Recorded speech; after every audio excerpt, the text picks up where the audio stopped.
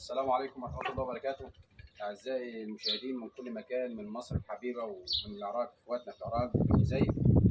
أنا النهاردة جاي أوريكم. الأول دي أنا هجمع دلوقتي محصول الطماطم، بس قبل ما نروح لمحصول الطماطم أنا جاي أوريكم هنا. هتبصوا كده بسم الله ما شاء الله. شايفين الشطة دي شطة حامية بسم الله ما شاء الله زي ما انتم شايفين اهي. ماشي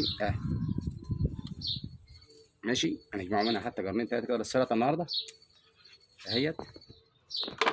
ماشي، وزي ما انتم شايفين اهيت بسم الله ما شاء الله. وهنا اهيت الشطة دي كلها حامية. ماشي، تعالى هنا كده. وده فلفل زي ما انتم شايفين بسم الله ما شاء الله كلها تلاتة اهيت. وادي الشطة، صور براحة. تعالى هنا كده بص بسم الله ما شاء الله. شايفين معايا هنا حتى القرن شايفين، شوف الزهرة بتاعته اهيت اهي اهي بسم الله ما شاء الله. بسم الله ما شاء الله. الشطة دي مش هنكتر منها عشان حامية. ماشي، تعالوا بقى هنا اهم حاجه عايز اوريها لكم. ده الفلفل الاحمر الالوان اللي احنا زرعناه قبل كده في فيديو، وعملنا صينيه تشبه دي كده، بس كنا عاملينها بايه؟ بورق الكرتون، كرتونه البيض يعني. وصراحه هو ما خدش حظ في المشاهده الفيديو ده، مع ان انا رحت التاني مره بقول لكم جبت لكم الطمي من على البحر، شفت لكم بيجي ازاي وبينزرع ازاي. ده الفلفل اللي ابتدى يطرح اهوت. ده الفلفل الالوان الاصفر. ودي زي ما انتم شايفين برده شطه اهي اهي. كل دي شطه اهي اهي شطه زي ما انتم شايفين معايا اهيت. تعالى بقى كده زياد ده ابني انا اللي مصورني، معلش بقى مش عارف اصور نفسي وانا بعمل لكم. دي برضو فلفل الوان اهوت لسه ادي بدايه طرحه. انا هنسبق انا زي هنا كده. بسم الله الرحمن الرحيم. بص بقى هنا كده بسم الله ما شاء الله. جرب كده يا زياد. شايفين بسم الله ما شاء الله. دي الايه؟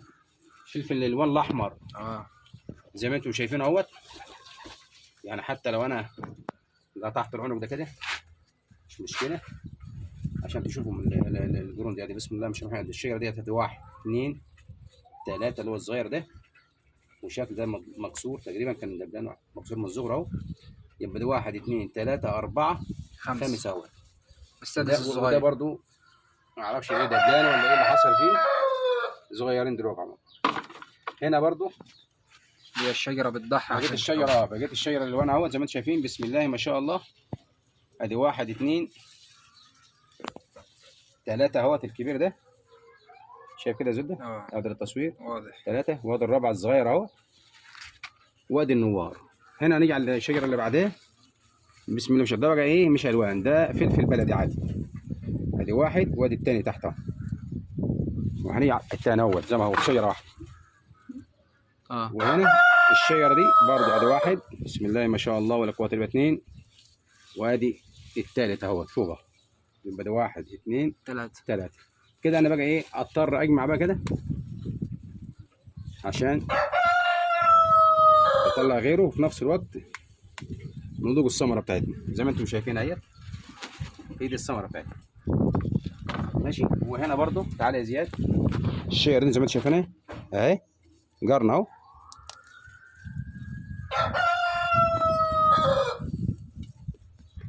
اهي تمام. وانا ما ببص برضه شايفها مش مشكله. عايزين تقييم قدام الناس عادي. بسم الله الرحمن الرحيم. بسم الله ما شاء الله. ده برضه اهو زي ما انتم شايفينه فلفل. انا مش عارف ده يابا ولا ده اللي حايش عنه التصوير. الوان يعني ادي 1 2 3 قرون في فرع واحد اهم. 1 2 3 من شجره واحده. طبعا الجر ده لوحده اما بيكبر انتوا عارفينه بيخش في الربع كيلو، يعني الثلاث قرون قول نص كيلو. الكيلو ب 40 جنيه. يبقى الشجره دي لوحدها بسم الله ما شاء الله كده هتجيب لها بتاع كيلو ب 40 جنيه الشجره دي لوحدها. الثانيه هي زي ما انتم شايفينها اهي. والله لا حطينا كمامه ولا اي اسمده غير التربه دي واسماد الطيور. وادي التربه زي ما قلت لكم. وفي فيديو قلت لكم انا عملت لكم مخصوص عشان اجيب لكم الطم ده ونوريكم بيجي منين، بس انتوا ما خشيتوش عليه، ما خدش نسبه مشاهده ولا شفتوه حتى. الطمي ده كله غذاء. ده طمي بيجي من البحر، مش تربه سمراء، مش تربه زراعيه. تربه بتيجي من النيل جايه عن طريق هضبه الحبشه، جايبه محمله ايه المعادن بحالها، والطامي اللي بيبقى جاي من الجبال ويبقى جاي معايا عايم اهو. في وراه شطة. ماشي. وفي هنا برضه اهو التاني، وفي هنا اهو التاني، وفي هنا شطه زي ما انتم شايفينها اهي، شطه كبيره اهي اهي. هنجمع منها الجرن ده حتى الشيعه دي، عشان هي لما تحس ان الضنا بتاعها ماشي بتحاول تطلع غيره عشان استمراريه الحياه. تعالى هنا كده يا زده. ودي جايبه جرنين في البلدي عادي اهي اهي. ماشي. خدنا منهم واحد وسيبنا واحد. تعالى كده يا زياد. بسم الله ما شاء الله. دي انا عشان ما اكذبش عليكم انا زرعتها، كان عندي تجاوز شهد والله انا نسيت، وبدل ما زرع تجاوز شهد نسيت وزرعت. كان عندي برضه تجاوز ثانيه تجاوز جته فطلعت جته.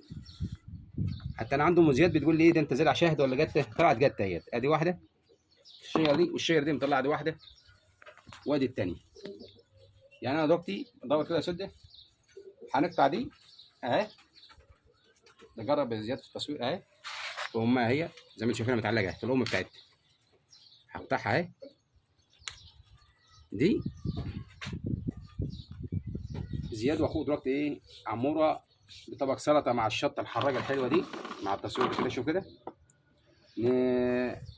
هنعمل لنا طبق سلطه كويس ان شاء الله باذن الله. تعالى بقى اهم حاجه هنوريكم كمان لسه احنا ما جيناش هنا كده. في بتنجان تعالى كده على هنا. الشطه دي يا زياد، ما انت لازم تصور كل الزرع دي عشان برضه يبقى في مصداقيه. ادي الشطه كلها طالعه اهيت بسم الله ما شاء الله. وهنا برضه وهنا اهي.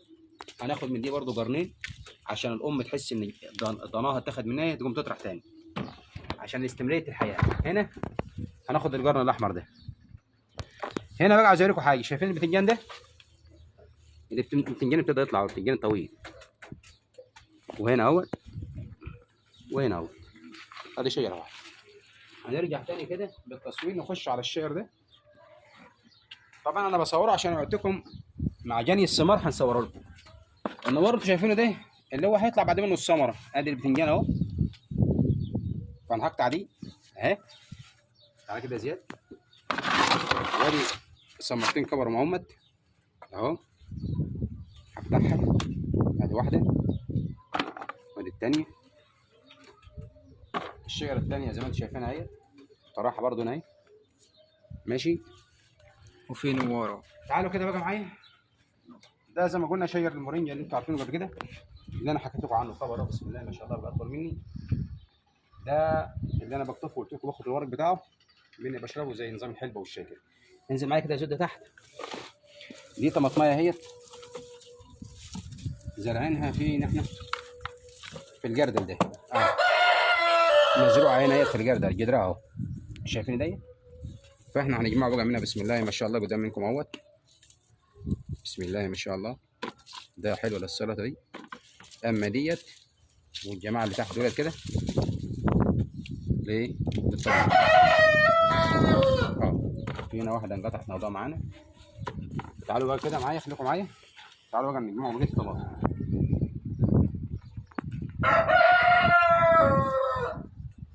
هنسموا اللي احنا زارعين الطماطم اللي شايفينها ديت في البانيوهات. كنت انا اصلا بنصنع بانيوهات قبل كده وكانوا دولت زياده عندي، كان فيهم بعض سوسه كده فزرعت فيهم الطماطم. زي ما انتم شايفين الطماطم اهي. وطبعا طماطميه زي ديت برضه دي لسعه حشره، خلي بالك كانت في البدايه اللي هي دي الحمراء دي لسعه حشره من البدايه. والجماعه المهندسين الزراعيين عارفين الكلام ده. لفحه مبكره. اللفحه المبكره زي الباشمهندس زياد مبروك، وهي اختها هي زيها عشان غيبت عليها صراحه اهي. دي اسمها اللفحه المبكره اللي بيقول عليها الباشمهندس زياد لانه باشمهندس الزراعه هو اصلا برضه اهي. ماشي. وفي واحده برضه نكونوا برضه في المصداقين عشان غيبنا عليها وطابت برضه نفس الفكره. ناخده بقى الايه الحاجه السليمه. بسم الله ما شاء الله كده. سموا معايا كده اهو. هناخد التعبان ده هنوكله للطير. يعني التعبان ده هنطلعه بره كده اهو. هنخلوه هنا كده للطير اللي انتوا شايفينها دي. وده زي ما انتوا شايفين الشجره بسم الله ما شاء الله شايفينها معايا اهيت.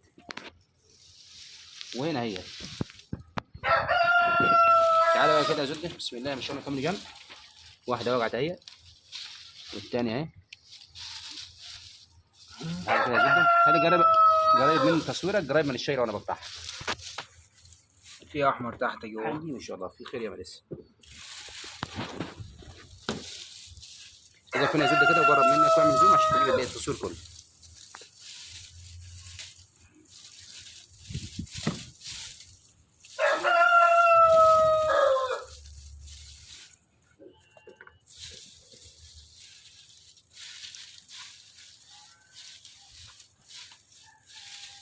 زي ما انتم شايفين كده، بصوا يا زياد كده، دي لسه بتحمر اهيت، ودي اخضر هنا اهوت، ادي الطرح بتاع الشيا زي ما انتم شايفين. بص كده، جرب كده زود التصوير، بسم الله ما شاء الله. جرب هنا كده، شايف ده اهو، جرب هنا كده.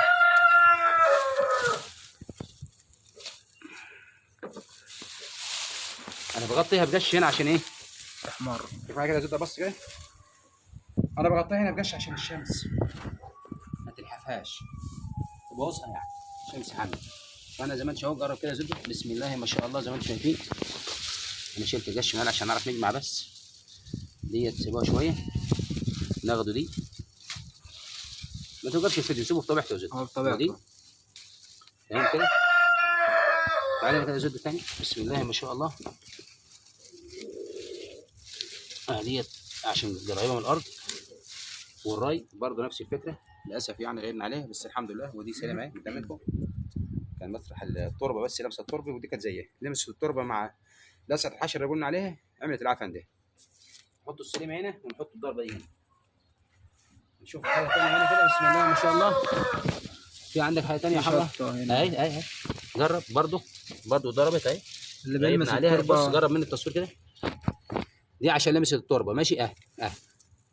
دي هنقطع الحته البايظه دي، نرموها وهنوكل ديت للطير. خليك معايا تابعني. ماشي. ودي زيها برضه اهي، دي كلها لمست التربه، العنق بس هي على التربه تحت مع الري والسخونيه، عطت لكم المنظر ده. فدي كده هنرموها اصلا كده. والحتت السليمه دي هنقطعها، نحط السليمه للطير، هنحط قدام منكم دراك للطير. في حاجه ثانيه تحت الارض يا زبده؟ نور كده. هنا في البانيو اهي طماطم، ايوه دي، والضربه لو في حاجه ضربه نرموها. ادي يابا، خليك معايا هنا، خليك معايا هنا ادي التراب. تعالى بقى على البانيو التاني ده بانيو خلاص خلص بزراعته، بس فيه لسه طبعا بسم الله ما شاء الله فيه خير ياما. يعني انا هعمل ايه دلوقتي؟ هعمل كده زي ما انتم شايفين، هنحاول اضلل، خليك انا مديت لك اهو على الثمار بتاعتها علشان الشمس ما تزعلهاش. بص على الثمار دي كده زياد اهي، نعمل كده. تعالى بقى هنا كده يا باشمهندس زياد، هنا وقف عندك كده وصورها، بسم الله ما شاء الله. زي ما انتم شايفين اهي، شايفين الشجره دي اهي، بسم الله ما شاء الله، لا حول ولا قوه الا بالله. هنبدا حتى اللي كانت مجربه ايه الطينه تلسعها زي زميلتها اهي، خلاص كده.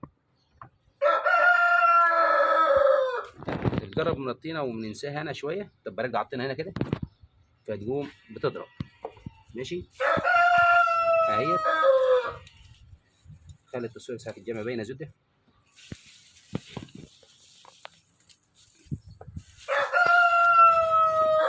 انا كنت زارع هنا رمان، بس صراحه يعني هو ما ارادش الله عز وجل ان يدق، فانا ايه بنحاول اسلك منه الشجر. شايفين الطماطم دي بسم الله ما شاء الله، شايفين الطماطم اهي. الطماطم دلوقتي مش عارف والله كانوا بيقولوا 15 ولا ب 20 اهي، من فوق سطح بيتك. انا بقول لك على كل ده من فوق سطح البيت اهي. بصوا كده بسم الله ما شاء الله اهو. ودي لسه اخضر اهو، شايفين ده اخضر. يعني نجيب شويه دش من هنا كده ونحطه تحت دي ونقعد دي عليه، وبعد كده نرجع نغطيه. ودي نجرب تحمر هنا اهيت، هنسيبوها هنشوفوا غيرها. بصوا هنا الطماطم شكلها الطرحه دي بسم الله ما شاء الله، ولا حول ولا قوه الا بالله. الطرحه انا بشيل براحه بس عشان العرف ما ينكسرش لانه محمل. شوفوا كده هنبدا انا بقى نجيب دي كده اهيت الفرع اهو. واضح التصوير يا زده؟ واضح بسم الله ما شاء الله. نجمع بقى كده اهو ونيجي تاني كده ونرجع تاني. اخد دي ضربه من التربه زي ما قلت لكم التاني. اهي، ودي اخرى ضربه من التربه زي ما قلت لكم. حطها هناك، تعالى هنا كده اهيت. وده زي ما انتم شايفين الطرح اهوت، بسم الله ما شاء الله لسه. ودي برضه عشان طالت التربه اهي، ضربت التربه اللي هي دي، اقصد التربه اللي هي الطينه اللي هي دي. طالما الثمره رد على التربه كده وابتدت تطيب وما لحقتهاش انا او المزارع ما لحقهاش بمعنى صح، تبوظ مني. فنعمل ايه انا بقى دلوقتي؟ شويه قش من هنا وانا بنجيب قش غيرها. واعمل ايه؟ زي ما انتم شايفين كده، هاخد دي كده اعملها زي اللوايه كده، ونحط عليها الايه؟ الثمار كده، عشان لما نروي الثمار ده ما تلمسش التربه. ماشي زي ما عملنا كده. ونرجع نغطيهم كده من الشمس تغطيه خفيفه يعني، عشان الورق برضه نعمل بناء نخلي البناء الضوئي اللي انتوا عارفينه. وزرع لكم هنا معايا هنا اهوت بمشيئه الرحمن ربنا يكرم اهو. ده بطيخ، جبت بطيخه كبيره حلوه بسم الله ما شاء الله، ولقيت شحمها كويس وبذرها بسيط، فزرعتها كلت وطلعت بذر زرعته في ساعتها وطلع اهوت. وهنوري لكم طلع برضه في البرميل هناك. ماشي. شوفوا الثمر. تعالوا بقى نبص بصه على المحصول ككل. مفيش قطه هنا في البانيو ده اهو. تعالى كده زياد. وكنت زارع هنا برضو شويه شتلة شطه، فخفيتها وسبت الشجرتين دول. الشجرتين قدامكم اهي. هاخد منها القرن ده، القرون الطويله دي، عشان تحس ان ابنها تاخد منها تقوم تطرح غيره. ماشي. يبقى انا عندي هنا الفلفل والبتنجان والجته والطماطم، ده من على سطح. شايفينه؟ بسم الله ما شاء الله. سيبك منه هنا. البتنجان اهو، وادي الفلفل اهو، وادي الطماطم والبتنجان تاني، والشطه زي ما انتم شايفينها جايه من الاول اهي تحت اهي.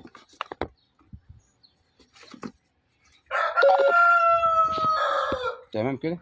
نيجي كده نبص كده. تعالى يا زياد. بسم الله ما شاء الله. انا زارع هنا على السطح، فرش مشمع هنا، ولقيت عندي بطاطس مجدره، رحت زرعت بطاطس على السطح هناك اهي تحت البوكسه بتاعت الفراخ. دي هتطلع بطاطس بسم الله ما شاء الله. لما اجمعها اوريها لكم. تعالى زيد ارفع لفوق كده.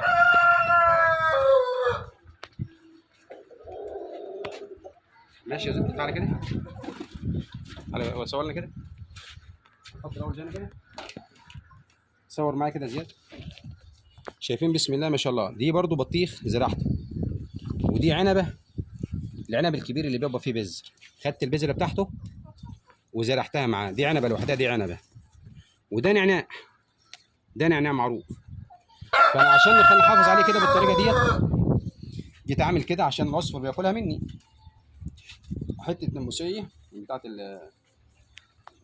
جيت اعملها كده، غطي البرميل بالطريقه دي على النخله دي نخله زغلول على فكره برضه، كنت زارعها انا جاي بعملها كده بخبيها من العصفور اهو زي ما انتم شايفين كده.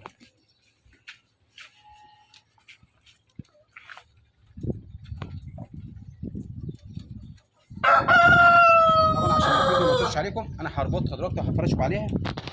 فعايز اقول لكم كلمه في الاخر كده. تعالى هنا كده زياد.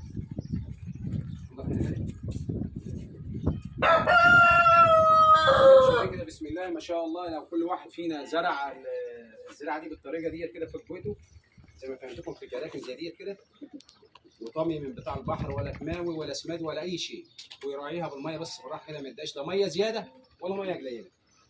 وهو ان شاء الله ربنا هيتم واحده قرع، وهيوكل له حاجه نظيفه صحيه، وهيكبر اكتر من كده. انا عن نفسي ان شاء الله بمشيئه الرحمن ناوي لما نصب الدور اللي فوق هنعمل شغل غير ده خالص.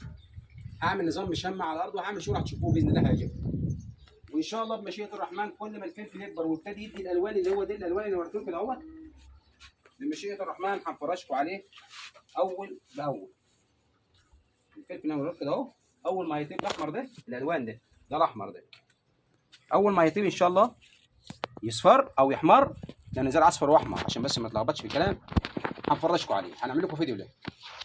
انا بقى دلوقتي هناخد زياد ونجيب قدام منكم. تعالوا كده زد وقف كده، هجيب الطماطم اللي هي تعبانه دي. ماشي.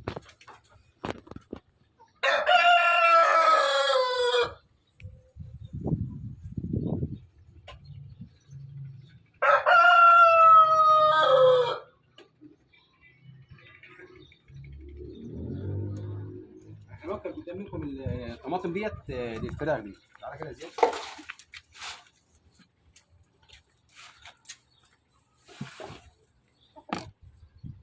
هنعمل كده. كان في ناس كده بتشيلها قبل كده، الشيله مش مشكله. هعمل كده اهو، وهسيبها كده الفرخه كده، ودي كده هم هيتعاملوا معاها.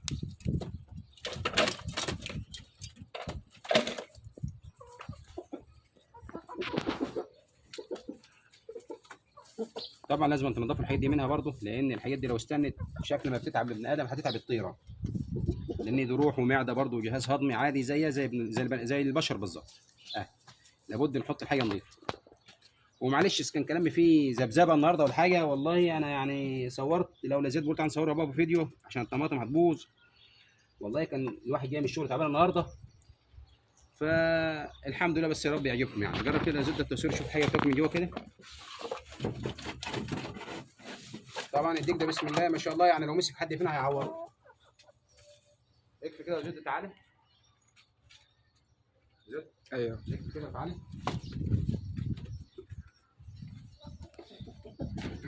الطماطم دي انا هاخدها هنا، هعملها كده للثمار هنا دي املاح للتربه طبيعيه، ونفرفت على شويه التربه دي عشان تتحلل.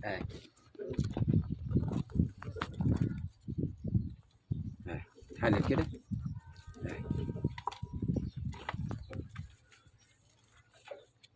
وبعد كده هنبقى نسقيها بالسنه كمان مروها امبارح، فكده كفايه عليه. كلمه بقى اخيره كده، يا رب يكون الفيديو عجبكم والزيارة تكون عجبتكم. وامانه عليه اللي يشوف فيديو اللي هقول لك تعمل عجاب والكلام ده، انا ماليش في الكلام ده. انا ليه حاجه واحده بس، حافظ على بلدك. اديك شايفين اللي بيحصل في ايران واللي بيحصل في العراق وحصل في العراق، والنهارده اللي انتجم منهم ربنا. اليهود حاطين صوره الزعيم، انا في نظري هو زعيم، الزعيم صدام حسين، حاطينه في ريح الخميني الموجود حاليا. انا ماليش دعوه بالسنه والشيعه مع اختلافنا مع الشيعه في كل شيء، ولكن اهو رافع كلمه بيقول انا مسلم وعدو الوحيد اليهود، وانا انكم عشان الكلمه دي ممكن الفيديو ينشال. فبالله عليك كفايه انه حاطط صورته بيقول له مسيرك زيه. حافظوا على رئيسكم، حافظوا على دولتكم. ولو اي حد انت شاكك فيه مأجر عند جارك مش طبيعي ولا لون بشرتنا ولا تحس انه مصري، بلغ عنه. السلطات تتفاجئ معاه وتتصرف معاه وتحاسبه، مصري ولا مش مصري، خاين ولا سليم. وربنا يحمي بلدنا وبلاد المسلمين، سواء سوريا او العراق او اليمن او ليبيا او السودان، اختنا السودان، وربنا يهديهم يا رب العالمين. اللهم اني نسالك باسمك العظم الذي اذا دعيت به اجبت واذا سئلت به اعطيت، ان تحفظ بلاد المسلمين من بلاد العرب من كل شر يا رب العالمين، واللعنه على العدو اللي في الداخل قبل الخارج. اللهم امين. السلام عليكم ورحمه الله وبركاته.